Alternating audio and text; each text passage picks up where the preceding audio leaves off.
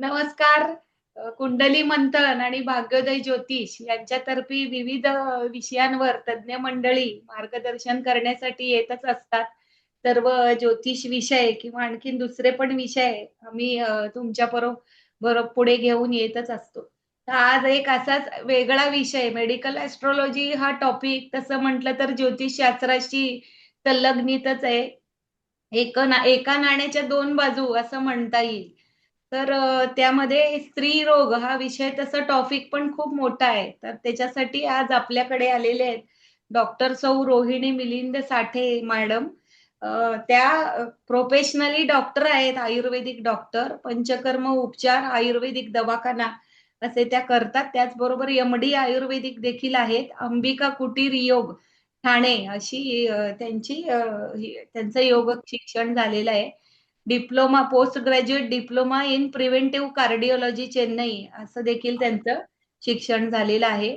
ज्योतिषशास्त्र एक आवड म्हणून किंवा एक प्रोफेशन म्हणून त्यांनी ज्योतिषशास्त्राकडे ते वळलेले असावेत.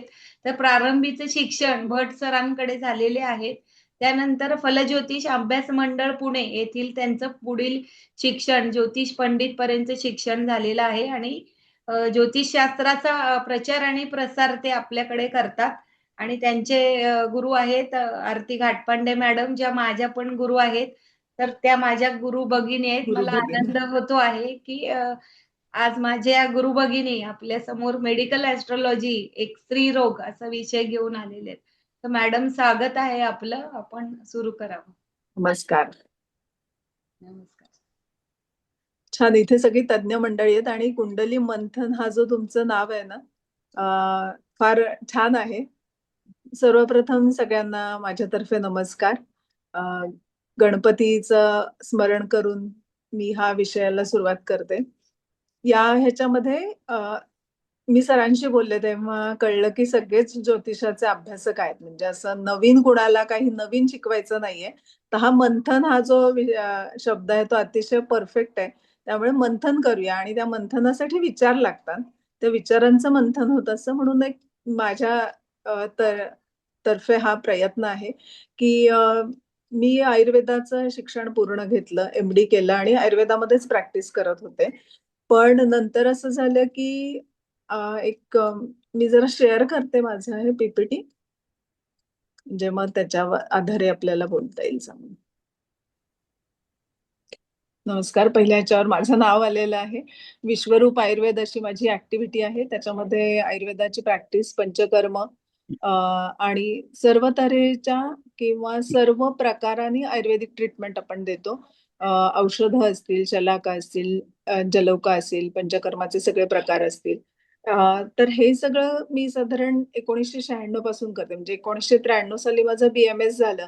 त्याच्यानंतर आमचे गुरु कोल्हटकर सर त्यांच्या म्हणण्याप्रमाणे घरच्या घरी औषधांचा वापर मी चालू केला होता. पण 96 साली लग्न झाल्यानंतर मी माझी प्रॅक्टिस चालू केली.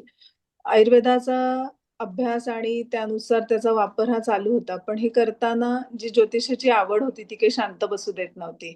त्यामुळे 2008 साली मी ज्योतिषाचं रीतसर शिक्षण चालू केलं आणि त्यातले ग्रहांचे गुण, त्यातलं पांचभौतिक तत्व की जे आयुर्वेदामध्ये सांगितलेलं आहे, तर हे बघताना फार अचंबित होत होतं की अरे हे पांचभौतिकत्व इथेही आहे, लागू पडतंय, म्हणजे निश्चितपणे ह्याचा आपल्याला आयुर्वेदामध्ये उपयोग होणार आहे, अशी मनात विचार सुरू झाले.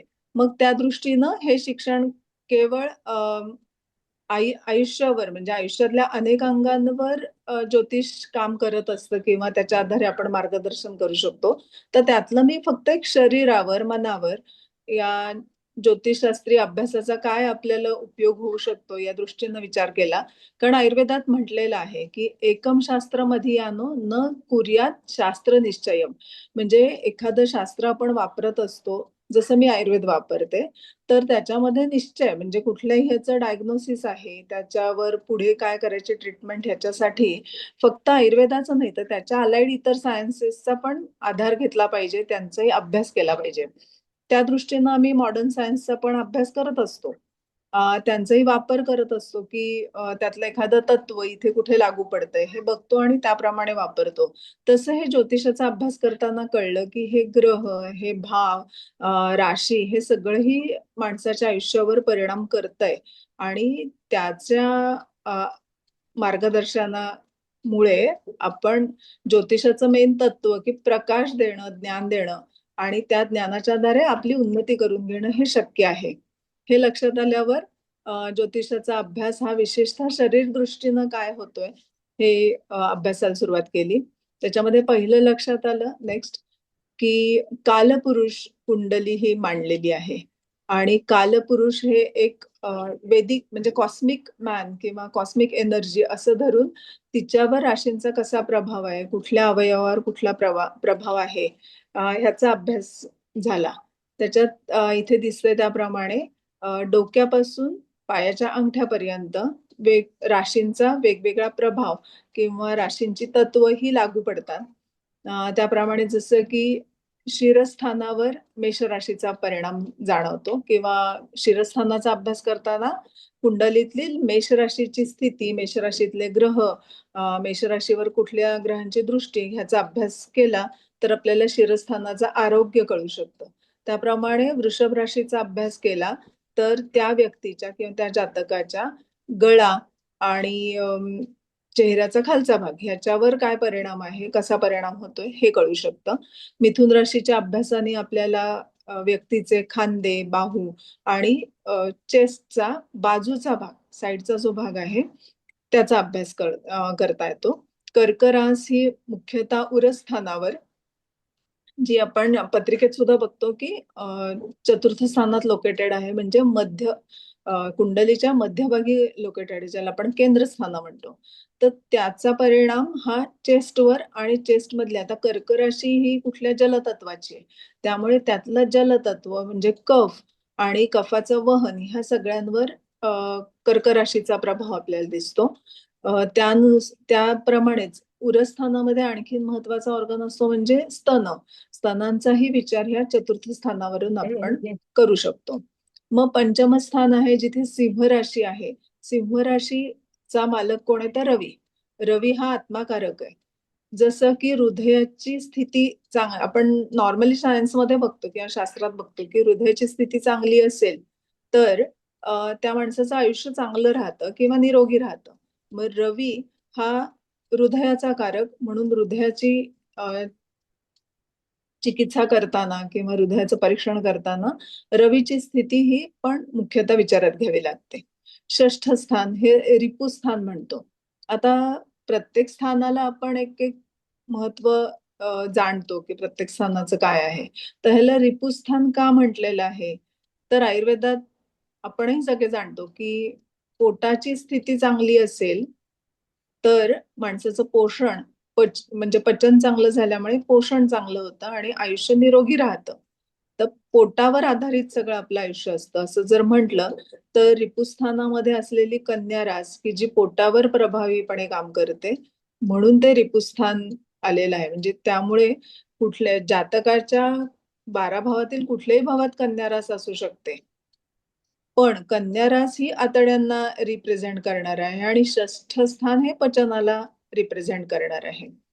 मग येतं सप्तम स्थान. सप्तस्थानामध्ये उदर गुहा असं म्हणतात. म्हणजे उदर गुहेमध्ये जे काही अवयव आहेत त्या सगळ्यांचा विचार ह्याच्यावरून केला जातो. मुख्यतः किडनींचा विचार की जो मुख्य अवयव आहे.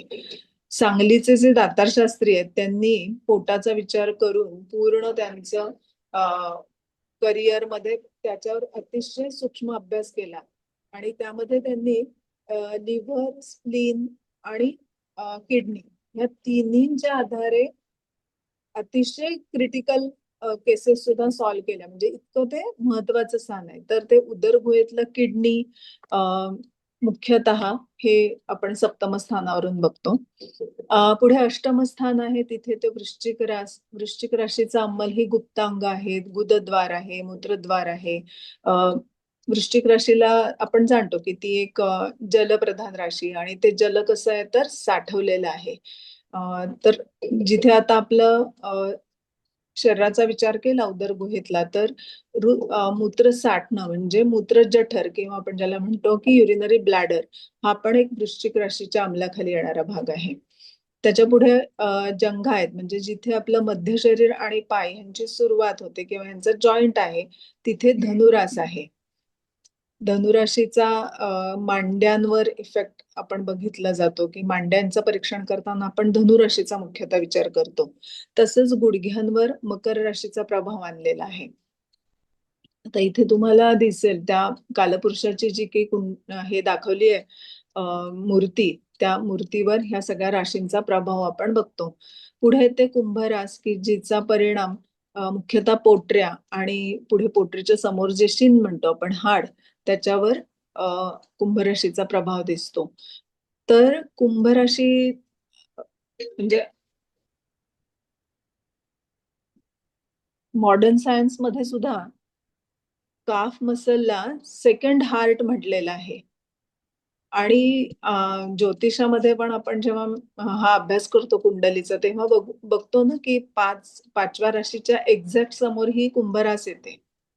म्हणजे पाचव्या स्थानामधलं जर हार्ट हे आपलं मेन हार्ट असेल तर सेकंडरी हार्ट ही कुंभ रास आहे. आणि हे तत्वही आपल्याला माहिती आहे की कुठल्याही राशीच्या समोरची रास किंवा सातव्या स्थानातली रास ही पूर्ण दृष्टीनं त्या पहिल्या स्थानाला पाहत असते. त्या दृष्टीनं हे तत्व खूप दोन सायन्सचा एक मिलाप करणारे लक्षात येतं. पुढे घोट्याच्या पुढचा पावलांचा जो भाग आहे तिथे मीन राशीचा प्रभाव येतो. आता ही अरेंजमेंट सुद्धा इतकी सुंदरपणे कुंडलीमध्ये केलेली असते की प्रथम स्थानामध्ये आपलं डोकं आहे आणि गर्भाशयात गर्भ तयार होताना जसं की पहिल्यांदा डोकं आणि त्याच्या पूर्ण भोवती वळून ते बालक एखाद्या काजूच्या बी सारखं तयार होतं आणि त्याचा प्रभाव म्हणजे त्यामुळे पहिलं स्थान जर डोक्या म्हणजे शिरस्थानावर परिणाम करणार असेल तर 12वं स्थान हे पायावर पावलांवर परिणाम करणार आहे. आता आपण थोड्या भावांचा विचार करूया. Next slide. ह्या स्थानामध्ये आपण फलज्योतिषाचा विचार करताना ह्या 12 भावांचा वेगवेगळ्या पद्धतीनं विचार करतो. आता कालपुरुषाचा आता जसं आपण एका मूर्तीमध्ये विचार केला ते आता आपण अवयव हे 12 भावांमध्ये डिवाइड करतो. अशा प्रकारे कालपुरुषाची कुंडली तयार होते की ज्याच्यामध्ये प्रथम स्थानावरून शिरस्थानाचा विचार, द्वितीय स्थानावरून वाचा गल या ठिकाणचा विचार, तृतीय स्थानावरून कर्ण, बाहू यांचा विचार, चतुर्थ स्थानावरून स्तन, छातीचा भाग, लंग्स यांचा विचार करणार आहोत. पंचम स्थानावरून हृदयाचा विचार करणार आहोत. षष्ठ स्थानावरून आतड्यांचा विचार, सप्तम स्थानावरून किडनीचा विचार, अष्टम स्थानावरून गुप्तांग, गुदद्वार या अवयव आणि त्यांचे होणारे आजार यांचा विचार करणार आहोत. अशा प्रकारे करताना आपण आज जो विषय घेतलेला आहे की स्त्री शरीर, तर पुरुष म्हणजे शरीर तयार होताना स्त्री शरीर पुरुष शरीर तयार होताना योग्य आणि सेम क्रमाने तयार होतं. तर स्त्री शरीरामध्ये वैशिष्ट्य काय आहे? Next slide. स्त्री शरीर थोडं वेगळ्या पद्धतीनं बनलेलं आहे म्हणजे काही विशिष्ट अवयव त्याच्यात हे का आहे तर स्त्री शरीरामध्ये नवनिर्मिती आणि सृजनता हे मुख्य वैशिष्ट्यपूर्ण कार्य आहे आणि त्यासाठी आवश्यक अवयव हे वैशिष्ट्यपूर्ण रीतीने स्त्री शरीरामध्ये केलेले जातात. नेक्स्ट. तर हे अवयव कुठले आहेत आणि त्यांचा विचार किंवा त्यांचं आरोग्य आणि त्याचे झालेले आजार यांचा अभ्यास म्हणजे खरं हा स्त्रीरोग असं आपण ह्याच्यामध्ये करणार आहोत. आणि हा कुंडलीवरून कसा करायचा ह्याच्यासाठी आधी आपण स्त्री शरीरामध्ये वैशिष्ट्यपूर्ण अवयव काय आहेत आणि त्यांचा विचार कसा करायचा हे आता बघूयात. ह्याच्यामध्ये दोन आशय म्हणजे स्तन्याशय आणि गर्भाशय हे दोन आशय विशेष दिलेले आहेत. स्तन हे पुढील येणाऱ्या बाळाचं पोषण करण्यासाठी आवश्यक आहे आणि गर्भाशय की जिथे मध्ये गर्भाची धारणा होणार आहे म्हणून गर्भाशय हा एक महत्वाचा ऑर्गन आहे. नेक्स्ट. आणि स्रोतस म्हणजे आयुर्वेदाची संकल्पना अशी आहे की एखादं कार्य घडणं ह्याच्यासाठी एक सिस्टीम पूर्ण तयार असते. त्या सिस्टीम मध्ये बाहेरून आलेलं जे काही घटक आहेत त्यांचं त्या त्या सिस्टीमच्या आवश्यक घटकांमध्ये रूपांतर करणं, त्यांचं वहन करणं आणि मग जो बाह्य अवयव आहे तिथपर्यंत त्यांचं निर्मिती करून पूर्णता देणं असं काम असतं. जसं की स्तनवह स्रोतसामध्ये आपण बघतो. नंतर आर्तवह स्रोतस हे एक बघतो आणि मग त्याच्यामध्ये काय काय अवयव आहेत आणि त्यांचा ग्रहानुसार कसा विचार करायचा याचा आपण बघूयात आता. पहिला आहे स्तनवह स्रोतस. हा, स्तनवह स्रोतसाची डेव्हलपमेंट ही वयाच्या 9-10व्या वर्षापासून चालू होते. त्याला मेनार्की म्हणतात. त्याच्यात जे बदल होतात ते बदल पाहून जे शारीरिक पाहून आपल्याला कळतं की जी काही वयानुसार घडणारे घटना आहेत त्या बरोबर होत आहेत ना. तर ही जी डेव्हलपमेंट होत असते ह्यात हे होताना सुद्धा आपल्याला काही ग्रहांचा विचार करावा लागतो की जेणेकरून ही मग ती ग्रहांची स्थिती कशी आहे हे बघून आपण सांगू शकतो की पुढे होणारी घटना योग्य प्रकारे होणार आहे किंवा नाही. तर ह्याचा आकार वाढणं हे असतं. म्हणून त्यासाठी कारकग्रह आपण गुरु मानणार आहोत. रसवाही वाहिन्या म्हणजे स्तनवह स्रोतसामध्ये काही वाहिन्या असतात की ज्या पुढे बाळासाठी दूध वाहून देणार आहेत. तर तिथे दुधाची निर्मिती पण होणार आहे. म्हणून चंद्राची स्थिती पण तेव्हा आपल्याला बघणं महत्वाचं असतं. हा आकार जो आहे किंवा त्याची जी रचना आहे ही जेनेटिकली ठरत असते. म्हणजे आईकडून जर ती जेनेटिकली, कारण तो सॉफ्ट ऑर्गन आहे, मातृज अवयव म्हणतात, त्यामुळे आईची ठेवण किंवा आईच्या पिढीत जशी ठेवण आहे तशी ती ठेवण येते. म्हणून त्याचा कारक जो शनी आहे त्याचाही काही प्रमाणात आपल्याला विचार करावा लागतो. आता याच्यामध्ये आणखीन कुठले घटक असतात हे जर समजून घेतलं तर तिथे पुढे होणाऱ्या आजारांमध्ये ट्रीटमेंट देताना किंवा त्याची तीव्रता बघताना आपल्याला योग्य मार्गदर्शन करता येऊ शकतं. तर आता ह्याच्यात दुसरे होणारे इन्व्हॉल्व अवयव आहेत म्हणजे स्नायू आहेत. त्या स्नायूंचा फर्मनेस टिकणं, त्यांचा आकार चांगला येणं यासाठी मंगळ आहे म्हणजे स्नायूंचा कारक जो मंगळ आहे त्याचा आपण विचार करणार आहोत. आता स्थान की कुठल्या स्थानावरून आपण, कारण ह्याचे आजार अनेक प्रकारचे आहेत आणि आता दिवसेंदिवस ते आजार वाढताना पण दिसत आहेत. तर अशा वेळेला आपल्याला स्थानाचा विचार पण महत्वाचा आहे. उर प्रदेशामध्ये आपण बघितलं होतं की कर्क राशीवरून आपण उर प्रदेशाचा अभ्यास करणार आहोत. चतुर्थ स्थानात ही कर्क राशी ते कालपुरुषाच्या, म्हणून जातकाच्या चतुर्थ स्थानावरून स्तनवह स्रोतसाचा विचार करणार आहोत. आणि मग कर्क रास जिथे पडली आहे ती त्या कर्क राशीचं बलत्व किंवा शुभाशुभत्व बघून स्तनाच्या आजारांमध्ये आपण प्रोग्नोसिस किंवा या दृष्टीने विचार करणार आहोत.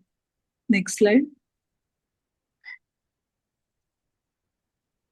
आर्तवह स्रोतस की ज्याच्यामध्ये इथे दाखवले तसे गर्भाशय, अंडाशय, फॅलोपियन ट्यूब्स, फंडस आणि सर्विक्स आणि पुढे वजायना, हे एवढे सगळे ऑर्गन ह्या आर्तवह स्रोतस किंवा रिप्रोडक्टिव्ह सिस्टीम मध्ये स्त्रीच्या येतात.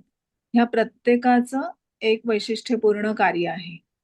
हा, आता पहिला आपण बघूयात की गर्भाशय किंवा त्याचं फंडस. आधी आपण वरच बघूयात, आधीची स्लाइड. हा, तर ह्याच्यामध्ये गर्भाशयामध्ये आतमध्ये एंडोमेट्रियम हा एक लेअर असतो की जो मंथली वाढतो आणि तो पुढे तयार होणाऱ्या गर्भाचं बेड म्हणून काम करत असतो. त्याच्यात बाजूला ज्या दोन दिसतात त्या फॅलोपियन ट्यूब्स आहेत आणि त्या ट्यूब्सच्या एंडला अंडाशय किंवा ओव्हरीज असतात. हे सगळं अतिशय महत्वाचं आणि नाजूक अवयव या दृष्टीनं येतं.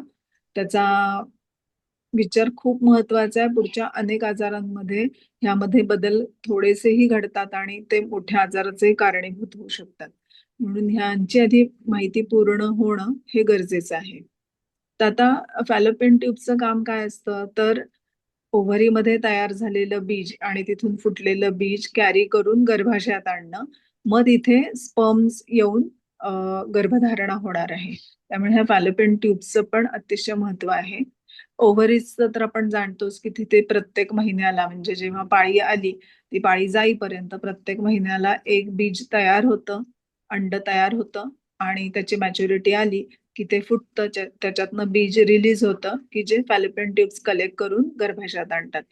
तर हा अतिशय फर्टिलिटीच्या दृष्टीनं महत्वाचा ऑर्गन आहे. Next slide. तर अ, आता ह्या गर्भाशयाचे आजार बघताना, आजार शोधताना किंवा आजारांवर उपचार करताना आपल्याला कशामुळे बनलंय काय हे कळणं महत्वाचं आहे. त्यामुळे त्या प्रत्येकाचं कार्य आता आपण बघितलं. मग हे कार्य ग्रह किंवा राशी कशा रिलेट होतात इथे ते अभ्यासलं की मग आपल्याला नक्की अंदाज येतो की ह्या आजारांचा परिणाम कसा होणार आहे किंवा आजारांचं प्रोग्नोसिस काय असणार आहे. यासाठी आपण आता बघूयात की अर्थव स्रोतसाची डेव्हलपमेंट जे तयार झालेलं असतं पण ते निद्रिस्त अवस्थेत असतं. मेनार्की म्हणतात, म्हणजे जेव्हा वयातले बदल घडायला लागतात तेव्हा गर्भाशयाच्या आतल्या स्तराची वाढ व्हायला लागते आणि पाळी येईपर्यंत काळापर्यंत ह्या सगळ्यांची मॅच्युरिटी यायला सुरुवात झालेली असते. तर ही मॅच्युरिटी येणं तेव्हा होणारे बदल हे पूर्णपणे अ, अनभिज्ञ असे असतात किंवा संभ्रमित करणारे असतात. म्हणून हा जो मेनार्कीचा काळ आहे त्याच्यावर राहूचा परिणाम हा विशेषतः बघतो आणि त्या काळामध्ये जर त्या बालिकेला योग्य मार्गदर्शन आणि नाही मिळालं तर राहू जसा आभास संभ्रम निर्माण करतो तसे अनेक आजाराचे संभ्रम किंवा अ, त्या बालिकेला निग्लेक्ट करणं आणि त्याच्यामुळे होणारे पुढे मानसिक आजार ह्यांची शृंखला तयार होऊ शकते. त्यामुळे राहूचं परीक्षण करून या काळामध्ये त्या बालिकेला कसं जपलं पाहिजे किंवा तिच्याशी कसं डील केलं पाहिजे हे आपण सांगू शकतो. अ, त्याच्यानंतर आता प्रत्येक ऑर्गनवर कुठल्या कुठल्या ग्रहांचा परिणाम होतो किंवा त्या ग्रहाने कुठल्या ग्रहांच्या माध्यमातून आपण त्यांचा अभ्यास करू शकतो हे बघूयात. फंडस ह्याचा ह्याच्यामध्ये धारणा पोषण हे करण्याची क्षमता आहे. नंतर ते धरून ठेवणं ही क्षमता आहे. म्हणून गुरु शनी यांचा मुख्यतः विचार करायचा आहे. त्याची रचना बघितली आणि स्थान बघितलं तर तूळ राशीचा प्रभाव इथे मुख्यतः दिसणार आहे. म्हणून कालपुरुषाच्या कुंडलीतली तूळ रास म्हणजे सप्तम स्थान हे आपण फंडसचा किंवा गर्भाशयाचा ऍक्च्युअल विचार करताना बघणार आहोत. गर्भाशयाच्या आतमध्ये असणारं एंडोमेट्रियम जे आहे त्यामध्ये काय कसं आहे ती रचना तर ती दर महिन्याला वाढणारी आहे. 14 दिवस पर्यंत त्याच्यामध्ये वाढ होत जाणार आहे. म्हणजे जसं आपण या सगळ्या नवग्रहांमध्ये काय की चंद्र हा एकच ग्रह असा आहे की जो 15 दिवस 14 दिवस वाढतो, 15 दिवशी पूर्ण पौर्णिमा आणि मग परत त्याच्या कला एक एक कमी व्हायला लागतात. तसं ह्या एंडोमेट्रियमची स्थिती असते. म्हणून एंडोमेट्रियमचे आजार, एंडोमेट्रियमची शुद्धता, स्वच्छता किती आहे, कशी आहे हे बघायला आपल्याला मुख्यतः चंद्र आणि त्याचं बळ, चंद्र आणि त्याची स्थिती यांचा विचार करायचा आहे. त्यानंतर ह्या एंडोमेट्रियम मध्ये हे सगळं घडतं पण त्यातून पुढे काय येतं तर रक्ताचा स्राव हा तिथे आहे म्हणजे रक्ताचा संबंध आहे.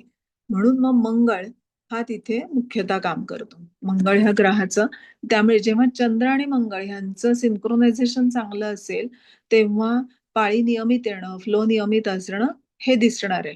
त्यांच्यामध्ये कुठेही बेबनाव झाला तर गोचरिनी असेल किंवा मूळपत्रिकेत असेल तर तिथे आपल्याला स्रावाचे बदल हे आपल्याला मुख्यतः दिसतात. पुढे येतात त्या फॅलोपियन ट्यूब्स की मधून वहन होण्यासाठी एक पोकळी आहे तिथे. म्हणून त्या पोकळीचा विचार करताना वृश्चिक राशीचा प्रभाव आपण बघणार आहोत. मग वृश्चिक राशीमध्ये गोचरिनी घडणारे बदल हे त्या फॅलोपियन ट्यूब्सवर परिणाम दाखवू शकतात. आणि इथे संवहन त्या बीजाचं संवहन केलं जातं. मग संवहनाचा कारक जो बुध आहे त्याचाही विचार या ठिकाणी करावा लागतो. नंतर गर्भाशयाचं मुख सर्व्हिक्स याचा विचार 8th हाऊस किंवा वृश्चिक राशीवरून करायचा आहे. आता हे जे घडतं सगळं हे एक विशिष्ट पद्धतीनं आणि कुठल्या तरी संप्रेरकांच्या आधारे घडतं. तिथे आपोआप ते घडत नाही. आता हे मॉडर्न सायन्सनी प्रूव्ह झालेलं आहे की हे हॉर्मोनल सगळा एसे आहे. हॉर्मोन्सच्या कंट्रोलमधनं घडणाऱ्या ह्या सगळ्या गोष्टी आहेत. मग हॉर्मोन्सचा कारक किंवा ग्रंथींचा कारक शुक्र ह्याचा अभ्यास, त्याची स्थिती ही आपल्याला मुख्यतः बघावी लागते. कारण पुष्कळ आजार ह्याच्यामध्ये असे असतात की ज्याच्यामध्ये हॉर्मोनल इम्बॅलन्स असतो. तर त्यावेळेला निश्चितपणे शुक्राची स्थिती बिघडलेली असते आणि त्या स्थिती आधारे आपल्याला ह्या गोष्टींचा अभ्यास करता येतो. पुढे येतात ओव्हरीज. आणि दुसरं एक आहे म्हणजे मीन राशीचा हा पण एक प्रभाव तिथे बघावा लागतो. कारण मीन ही जलतत्वाची राशी आहे, तिथे शुक्र उच्चीचा होत असतो. त्यामुळे मीन राशीची बिघडलेली स्थिती सुद्धा अगेन तुम्हाला हॉर्मोनल इम्बॅलन्सेस किंवा हॉर्मोनल मधले चेंजेस हे दाखवत असते. आता महत्वाचा ऑर्गन आहे ओव्हरीज. ओव्हरीज ह्या दोन असतात, एक उजवीकडे एक डावीकडे. त्यामुळे जर आपण गर्भाशयाची स्थिती सप्तम स्थानावर म्हटली तर पंचम आणि नवम ह्या फॅलोपियन ट्यूब्स कडे जाऊन षष्ठ आणि अष्टम ह्या ओव्हरीजच्या शरीर म्हणजे कुठलाही ऑर्गन जर आपण बघितला तर त्याच्यामध्ये शरीर रचना म्हणजे ऑर्गन म्हणून आणि त्या ऑर्गनचं फंक्शन म्हणजे शरीर क्रिया ह्या दोन प्रकारे आपल्याला अभ्यास करावा लागतो.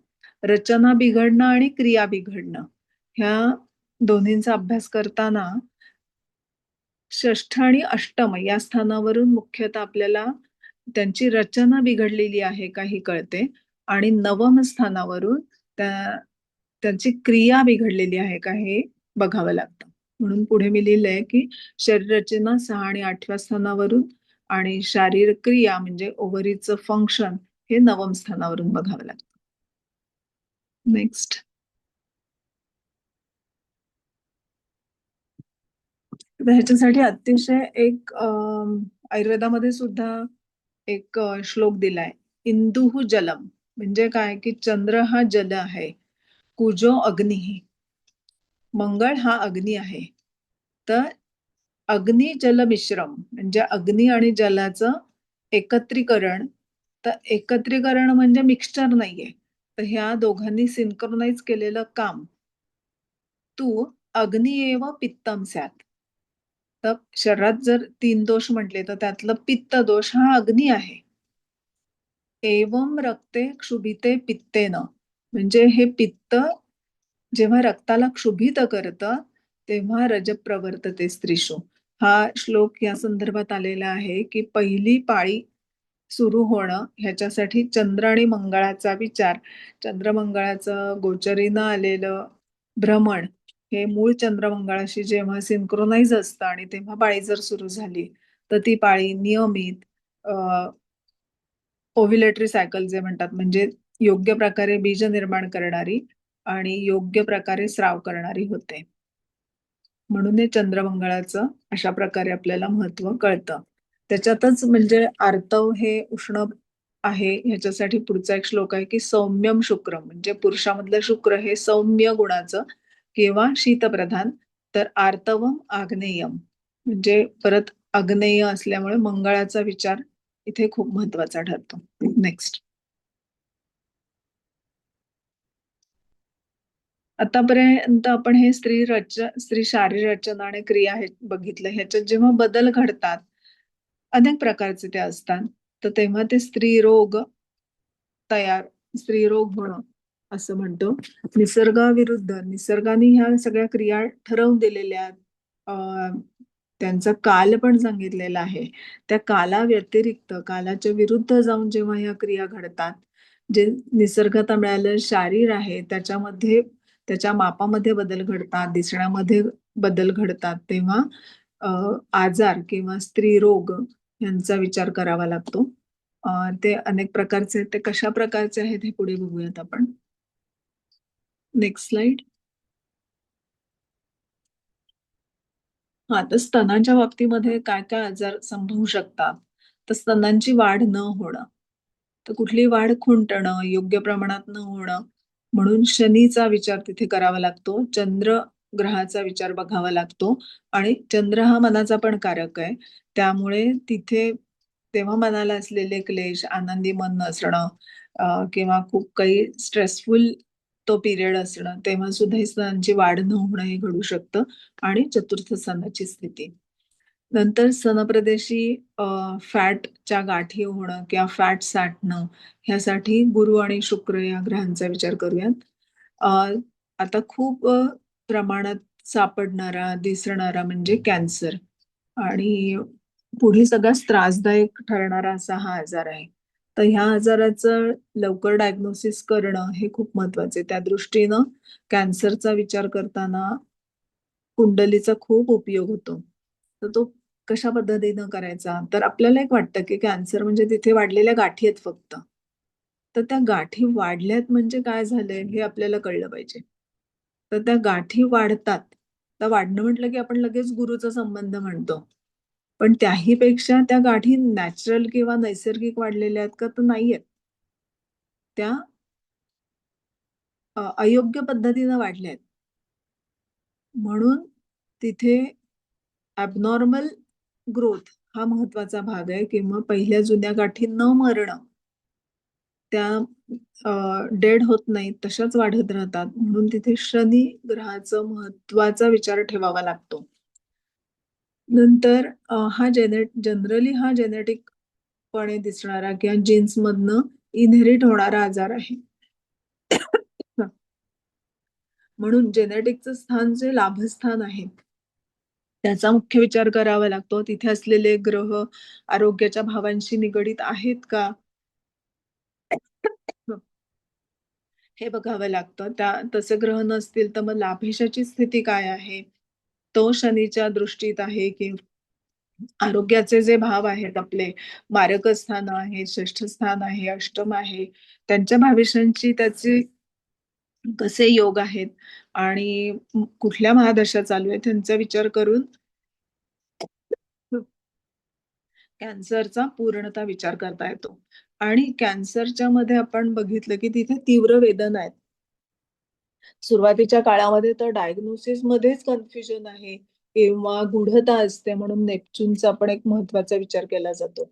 नवग्रहांचा आपण अभ्यास खूप करतो, पण हे नंतर हर्षल, नेपच्यून, प्लुटो हे ग्रह जे आहेत त्यांचाही काही प्रभाव हा असतो. आणि जेव्हा प्रमाणात म्हणजे आता जसं जनपदोध्वंसक व्याधी म्हणतो, की एका काळात अनेक लोकांना होतं, तर तिथे जसं आपण प्लुटोचा विचार करतो, तसं हे गूढतेने वाढणारे आजार जेव्हा असतात, तिथे नेपच्यूनचा विचार हा महत्वाचा करावा लागतो.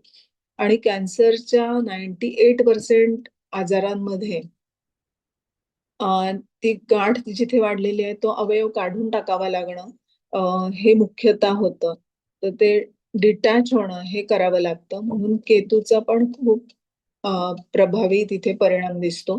याप्रमाणे जेव्हा कॅन्सरचा विचार करायचा आहे तेव्हा लाभ, लाभेश, शनी, नेपच्यून आणि केतू ह्यांचा मुख्यतः विचार करायचा आणि ह्या सगळ्यांचा संबंध दशेच्या माध्यमातून किंवा षष्ठ अष्टमाच्या योगाच्या माध्यमातून जेव्हा जेव्हा येईल तेव्हा कॅन्सरची शक्यता ही आपण विचारात घ्यावी लागते. आणि पुढे तशी एक पत्रिका पण आपण बघूया.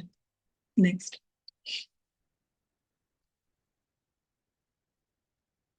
हा, आता हे स्तनांच्या बाबतीतलं झालं. गर्भाशयाच्या बाबतीमध्ये आपण विचार करताना हे प्रत्येक महिन्यातला हा स्तर वाढणं, ते शेड आउट होणं, हे सायकल आणि मग त्यामुळे चंद्र आणि मंगळाची स्थिती ह्याचा आपण डेफिनेटली अभ्यास करतो. तर चंद्र मंगळातले शुभ योग, अशुभ योग, प्रतियोग, केंद्रयोग, लाभयोग हे वेगवेगळं काम करतात.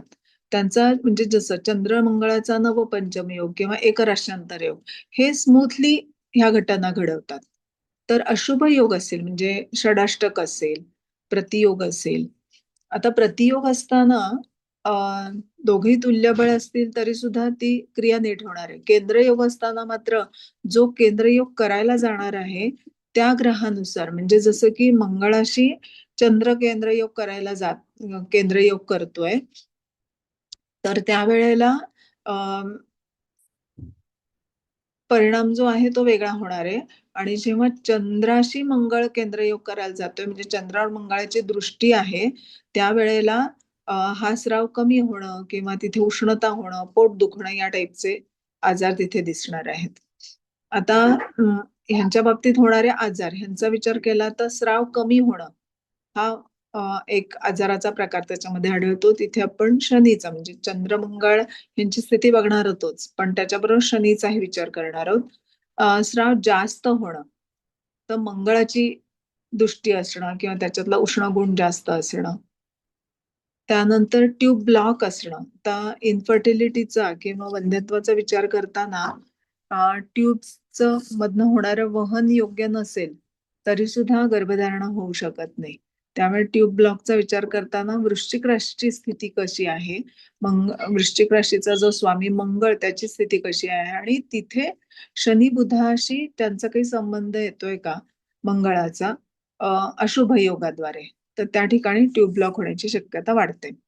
नंतर गर्भाशयात गाठी होणं म्हणजे आजकाल जर 40च्या पुढच्या स्त्रिया 100 स्त्रियांची जर आपण सोनोग्राफी केली तर त्यातल्या 80% स्त्रियांमध्ये गाठी आढळतात. आता ह्याचं कारण आहारातनं आपण बघतो की जे काही आता सध्या आपण अन्न आहार घेतोय त्याच्यामध्ये हॉर्मोन्सचा खूप वापर केले किंवा हॉर्मोन्सचा खूप वापर करून बनवलेला आहार वापरतोय. त्यामुळे इथे आपण गर्भाशयात गाठी होण्यासाठी गुरु केतू आणि मंगळ ह्याचा विचार करतो त्यावेळेला हे शुक्र आहाराद्वारे जात असल्यामुळे त्यांचा शुक्र जरी चांगला असला तरी सुद्धा तिथे गाठी होण्याचा प्रकार हे आहारामुळे घडतंय. तर तो एक भाग महत्वाचा आहाराचा तिथे बघायला लागतो. नेक्स्ट. ओव्हरीच्या बाबतीत आजार काय काय घडतात तर ओव्हरीज मध्ये जी क्रिया नैसर्गिक होते की अंड वाढतं, ते मॅच्युअर होतं, मग फुटतं आणि बीज रिलीज होतं. तर ही क्रिया न होणं, बीजनिर्मिती आहे म्हणून आपण शुक्रचंद्राचा विचार करणार आहोत. तर आपण ओव्हरीजचा विचार करत होतो. स्क्रीन प्रत्येक महिन्याला बीजनिर्मिती होतीये आणि ती हॉर्मोन्सच्या आधारे होतीये म्हणून शुक्रचंद्रांचा आहे. चंद्राचा विचार करायचा आहे. बीजकोश वाढणं ह्याच्यावर गुरुचा प्रभाव आढळतो. ते मॅच्युअर होऊन फुटणं, कुठली गोष्टी मॅच्युरिटीला येणं किंवा पचनात सुद्धा आपण बघतो की अग्नीचा महत्वाचा रोल असतो. म्हणून बीज फुटणं ह्याच्यासाठी मंगळाचा भाग महत्वाचा बघावा लागतो.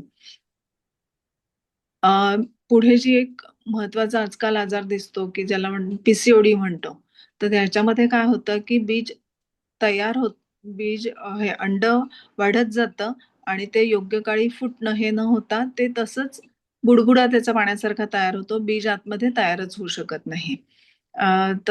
आणि असे अनेक बुडबुडे एकत्र साठून जे पॉलिसिस्टिक ओव्हरीचं पिक्चर येतं त्याला पॉलिसिस्टिक ओव्हरियन डिसीज असं म्हणतात.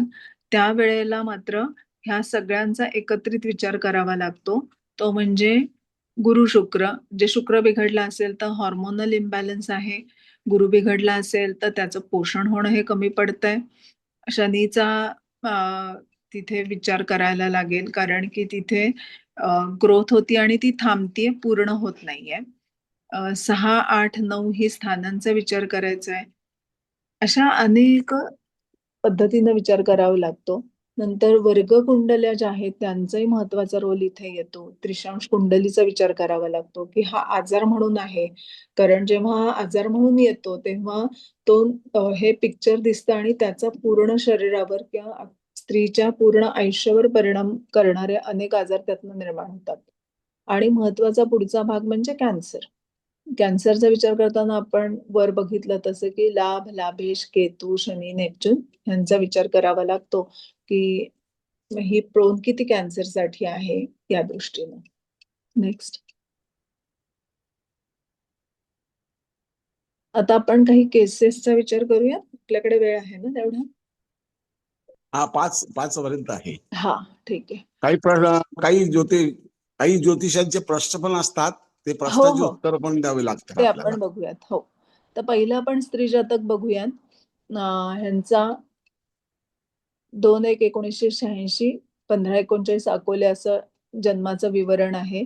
32व्या वर्षी त्यांना प्रथम प्रसव झालेला आहे आणि 35 वयानंतर त्यांचा स्राव एकदम कमी झालेला आहे. तर पुढे ती पत्रिका आहे दाखवलेली लग्न कुंडली. तर लग्न कुंडलीवरूनच आपल्याला नेक्स्ट स्लाइड. ह्याच्यामध्ये ही लग्न कुंडली जी आहे त्याच्यामध्ये आपण पाहू शकतो की सप्तम स्थान म्हणजे गर्भाशयाच्या त्या स्थानामध्येच शनी आहे, रोगस्थानामध्ये मंगळ केतू आहे आणि अष्टम स्थानामध्ये बुध शुक्र रवी आहेत. आता ह्यांचा विचार केला तर हे सगळे जे शुक्र जसा लग्नेशच आहे, बुध पंचमेश आहे, रवी चतुर्थेश आहे, म्हणजे हे शुभ ठिकाणचे ग्रह आहेत. त्यामुळे ओव्हरीला प्रॉब्लेम नाहीये. पण गर्भाशयातला आतला स्तर जो आहे तो जिथे विकृत बनतोय किंवा कमी बनतोय, शनीमुळे तो कमी क्वालिटीचा बनतोय, त्यामुळे स्राव कमी हे लक्षण दिसतंय. आणि हे होतंय राहूच्या महादशेमध्ये, कारण राहूची दृष्टी इकडे मंगळ आणि केतूवर आहे, म्हणजे मंगळावर आहे.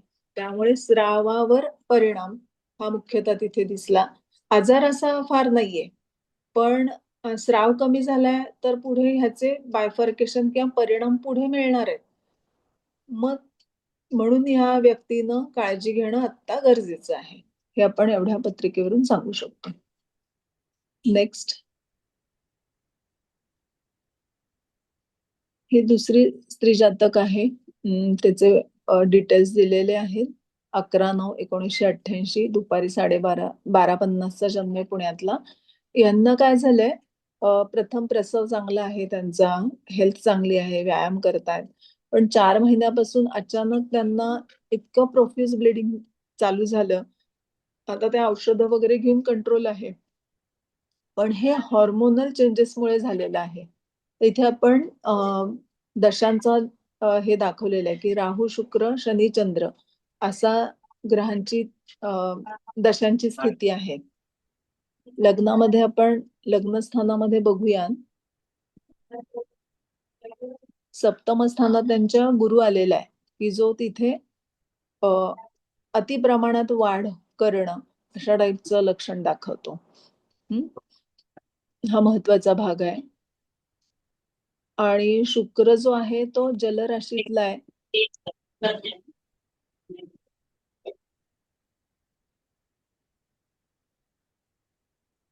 तर हे स्राव हॉर्मोनल इम्बॅलन्समुळे पण तो कंट्रोल आलेला आहे लगेच, कारण गुरुची दृष्टी लग्नावर आहे, त्यामुळे योग्य वेळेला त्यांना त्याच्यात सपोर्ट मिळालेला आहे.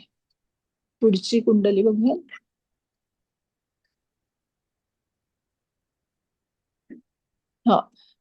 ही कुंडली आहे 7/6/1981 7:05 संध्याकाळचे, मुंबईची जातक आहे.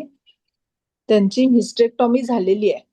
ती कशासाठी झाली होती तर अतिशय मोठी गाठ युटरस मध्ये निर्माण झाली होती.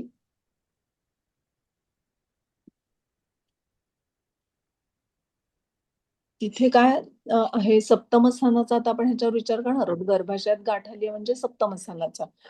कुठल्याही जातकाचा आपण जेव्हा अभ्यास करतो किंवा प्रश्न हाताळतो तर तो कुठल्या तरी एखाद्या स्थानाविषयी प्रश्न घेऊन येतो. त्याने जसा प्रश्न विचारलेला आहे त्या अनुषंगाने आपल्याला ती कुंडली नेहमी बघावी लागते. कोणालाही आज आज कुंडलीचा अभ्यास करून 5 वर्षांनी तुला ताप येईल असं आपण सांगू शकत नाही. त्यावेळेचं गोचर हा पण महत्वाचा भाग असतो. पण जेव्हा एखादे असे मोठे आजार असतात तर त्यांची बीज ही इथे आपल्याला कुंडलीत दिसत असतात. त्या दृष्टीने विचार केला तर सप्तम स्थानामध्ये यांची शुक्राची रास आहे, तो शुक्र अष्टमात गेलाय, त्यामुळे तो एक महत्वाचा भाग आहे त्याच्यामध्ये.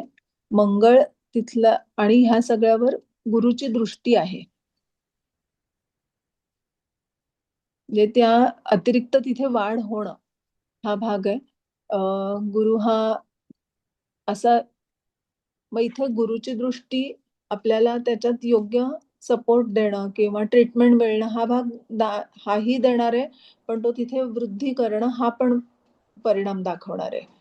नंतर हा जो सप्तमेश शुक्र आहे, सप्तमावरून आपण गर्भाशयाचा विचार करणार आणि सप्तमेशावरून गर्भाशयाची स्थिती कशी राहणार हेही बघणार आहोत. तर त्या शुक्रावर शनीची दृष्टी येणं, स्थानावर गुरुची दृष्टी असल्यामुळे तिथे वाढ होणं आणि मंगळाचा संबंध म्हणजे षष्ठेश त्या ठिकाणी येणं म्हणजे हे आजाराच्या स्वरूपात ही गाठ वाढणार आहे. मी मध्ये म्हटलं तसं की 80% स्त्रियांना गाठी आहेत, पण सगळ्यांचे ऑपरेशन होत नाहीत किंवा करावी लागत नाहीत. तर हा इथे षष्ठेश तिथे येणं, सप्तमेश अष्टमात जाणं हे त्या स्त्रीला ऑपरेशन करण्याची वेळ येणं, ऑपरेशन करून ती पूर्ण युटर्स काढून टाकावं लागणं इथपर्यंत ती स्थिती प्राप्त झालेली आहे. आणि ते सगळं घडलेलं आपण तिथे ह्या पण दशा पण दाखवल्यात की चंद्र, रवी आणि राहूच्या महादशेत घडलेलं आहे. पुढची कुंडली बघूया.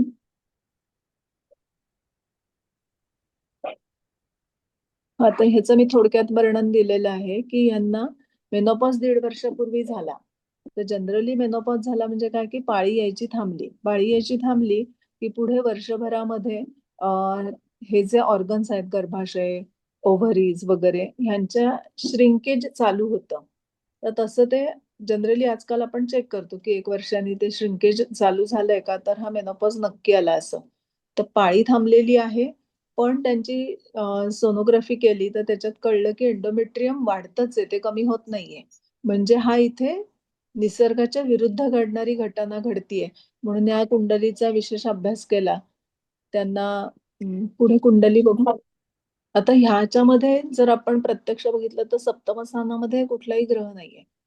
हम्म? तर असं वाटतं की आपण अशा स्थितीमध्ये जेव्हा ही क्लिनिकली अशी केस दिसते तर मग ह्याच्यामध्ये कॅन्सरची शक्यता काही आहे का, ह्याचा मुख्यतः विचार करावा लागतो. आणि तो आत्ताच लगेच कॅन्सर असेल असं नाही, पुढे घडणारी गोष्ट पण असू शकते. म्हणून मग आपण तो पूर्णतः विचार करायला सुरुवात केली. त्याच्यात आपण पहिल्यांदा लाभस्थानाचा विचार केलाय, की लाभस्थानामध्ये आत्ता ग्रह बुध आहे, तो लग्नेश आहे आणि दशमेश आहे. तर आरोग्याच्या भावाच्या दृष्टीने तो लग्नेश आहे. मग लग्नामध्ये शुक्र नीचीचा आहे.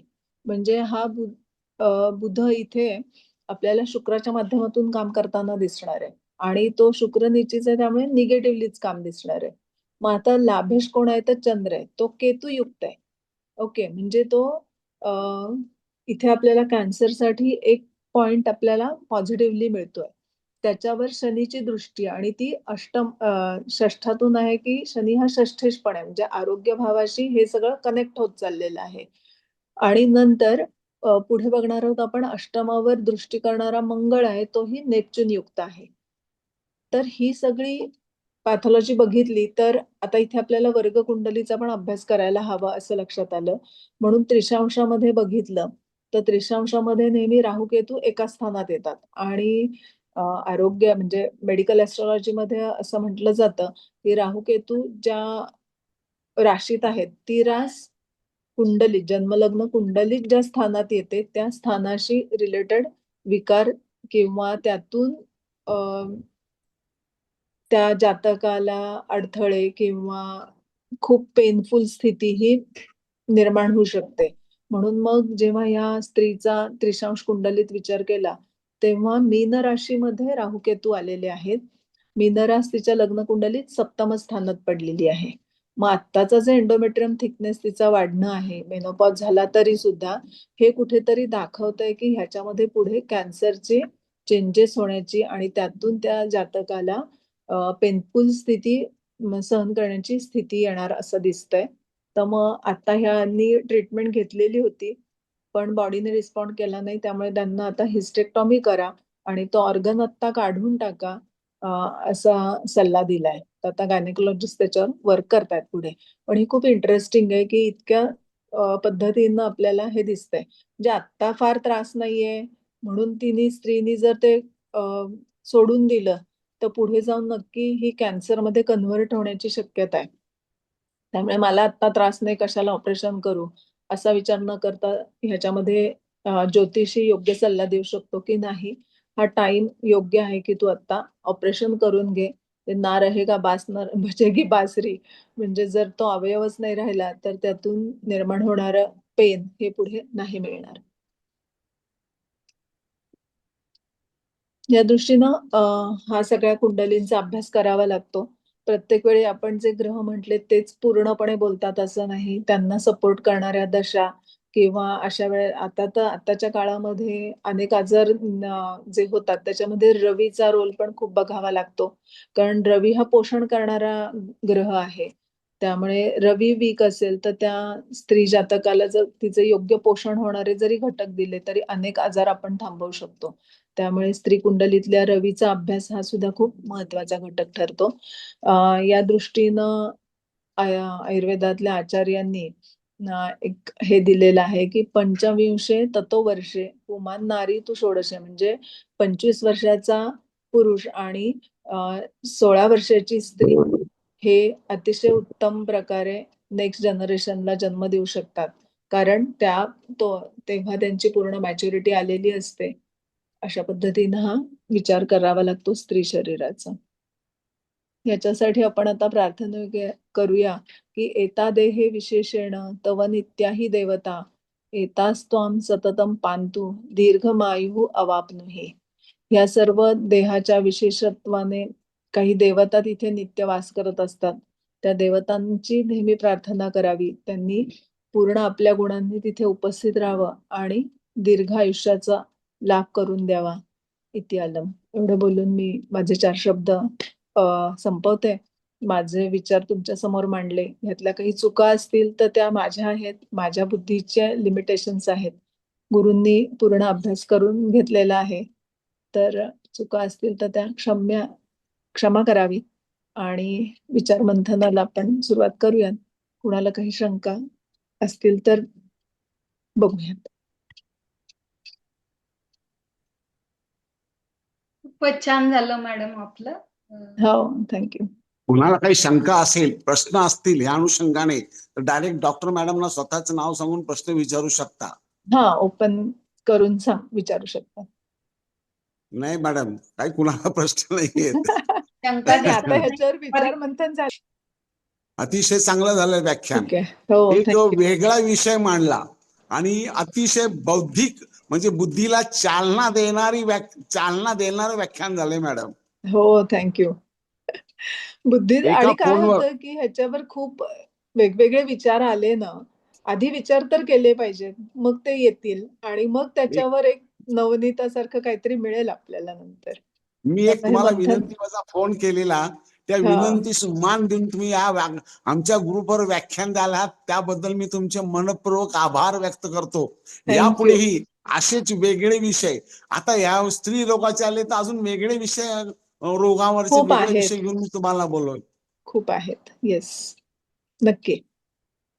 धन्यवाद चालेल. मॅडम. धन्यवाद. एक परिपूर्ण असं व्याख्यान आपलं झालेलं आहे आणि एक वेगळा विषय. थँक्यू. स्त्रियांसाठी हा नाजूक विषय तुम्ही अगदी व्यवस्थित सर्वांना समजेल अशा भाषेमध्ये मांडला, तर त्याबद्दल मी माझे पण धन्यवाद देते तुम्हाला. आणि येस, पुढच्या वेलकम. वेळेला पंचकर्म आयुर्वेदानुसार तर हा, त्यावर पण काही बोलू शकता, तर तो विषय घेऊन या. हो, नक्की.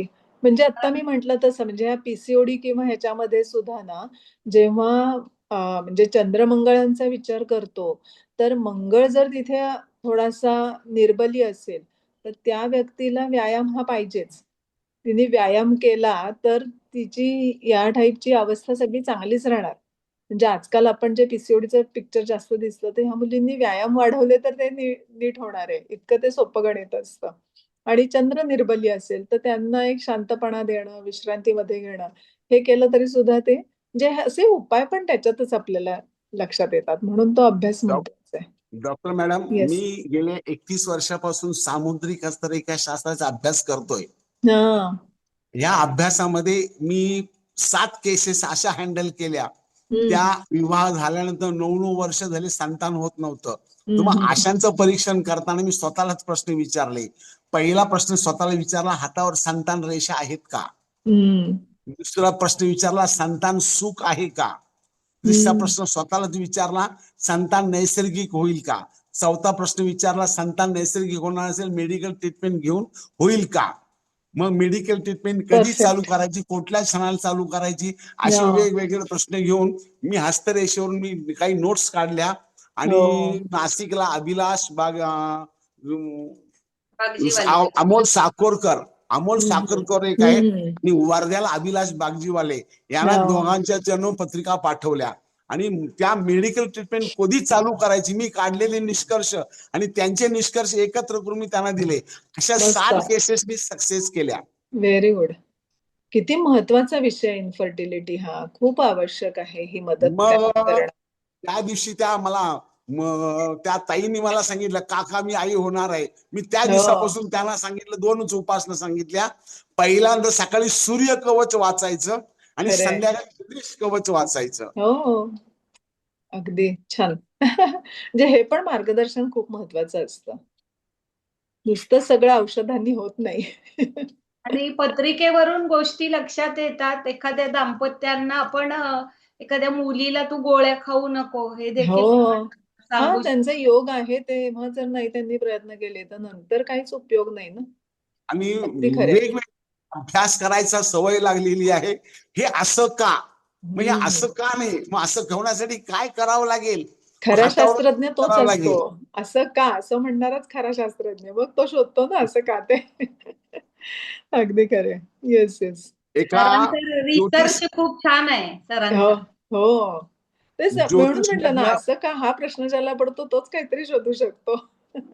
ज्योतिषयज्ञ आबा करंदीकरांच्या आबा करंदीकरांनी ज्योतिष यज्ञ चालू केलं. त्याच्यामध्ये डॉक्टर मॅडमचं व्याख्यान होतं. तर त्यांनी एक पुस्तक दिलं तर मग त्याचा तो नंबर मी सेव्ह केला. ते व्याख्यान झाल्यानंतर मी त्यांना फोन केला म्हणलं माझ्या ग्रुपवर तुम्ही व्याख्यान द्यायला येईल का. नक्की डॉक्टर नक्की. मॅडम सांगितलं म्हणलं नक्की व्याख्यान द्यायला येईल. एक फोन केल्यानंतर विनंतीच मान देऊन डॉक्टर मॅडम अगदी व्याख्यान छान. द्यायला आहेत. नाही नाही त्याबद्दल मी तुम्ही आणि तुमचे हे सगळं एक विचार पसरवणं किंवा विचार ज्योतिषाचा प्रचारच आहे ना हा प्रसारच होणार आहे नाही यातून. आता प्रचार त्यामुळे वेगळा आणि प्रसार वेगळा मॅडम. इथं प्रत्येक सगळे ज्योतिषांच्या बुद्धीला चालना द्यायचं काम करायचंय हा आपल्याला. त्याशिवाय तो हे प्रसार असं का होणार कसा म्हणजे ना. असं होण्यासाठी काय करावं लागेल हे ज्योतिषाने पण विचार करायला पाहिजे. हो खरंय. Yes yes. चलो. नुसतं नाही कुंडली नुसतं कुंडली वाचन नकोय आपल्याला इथे. त्याच्यावर हे वाढलीच पाहिजे. विचार करण्याची क्षमता त्यातनं निर्माण झाली पाहिजे. येस. चला घेऊ रजा तुमची. ठीक आहे धन्यवाद. मॅडम. Yes yes. आज थँक्यू. सर्व उपस्थित ज्योतिष तज्ञांचे शिवाय मॅडमचे मी आज आभार मानते. आज तुम्ही एक आमच्या शब्दाखातर आलात आणि वेगळा विषय अतिशय प्रभावीपणे सर्वांसमोर मांडलात. त्याबद्दल मी धन्यवाद. पुढच्या वेळेचं मी आधीच आमंत्रण देते. तुमच्या सवडीनुसार नक्की नक्की पंचकर्म केव्हा तरी करूयात. विषय सर्वांपर्यंत पोहोचला पाहिजे. हो हो. एका संततीचे पाडव्याला किंवा असाध्य आजार आहेत तर त्यावर आणि सुटका मिळू शकते. लोकांपर्यंत पोहोचणं हो. एका म्हणजे पाडव्याच्या काळाची दिवशी ओळख होणं मॅडम ना एका ते पाडव्याच्या महत्वाचं दिवशी आहे. मला सुप्रवेतांचा शुभेच्छा द्यायचा फोन आलता. हम्म. गुढीपाडव्याच्या शुभेच्छा. तर मला त्यावेळेला त्या बोलल्या की असं करायचंय करू चाल. त्या दिवसापासून सुरुवात केलेली आहे. ह्या पाडव्याला 1 वर्ष पूर्ण झालं मस्त. आणि अविरतपणे चालू आहे. अविरत. हो. आम्हाला कॉम्प्युटरचं काही ज्ञान नाही. मला पण नाही सुत्रावेताईंना पण नाही. हा अक्षय अक्षयदादांची एवढी चिंचवणकर आहे. अक्षय चिंचवणकर अक्षयदादांची महत्वाची त्या दिवसापासून तो सपोर्ट करतो. तो आजपर्यंत सपोर्ट त्याचा आहे. मस्त. सगळं श्रेय त्याचं. खरंय. आमचं त्यामुळे फक्त त्यांचेही आभार. माझाही ऐन वेळेला स्क्रीन शेअरिंग जमलं नाही. लॅपटॉप माझा नीट चालला नाही. त्याच्यामुळे हे छान झालं पण त्यांनी छान मदत केली. त्यामुळे अक्षयदादांचेही सगळं धन्यवाद. श्रेय त्याचं आहे. हो हो. माझं आमचं येस. काही नाहीये. तो विना मोबदला कुठल्याही पैशाची अपेक्षा न करता तो आम्हाला दोघांना मदत करतो. फारच छान. चला येऊ. थँक्यू. अच्छा भेटूया परत. धन्यवाद. उपस्थितांचे मी आभार मानते आणि आजचा कार्यक्रम संपला असं जाहीर करते. परत भेटूया पुढच्या. थँक्यू. येस.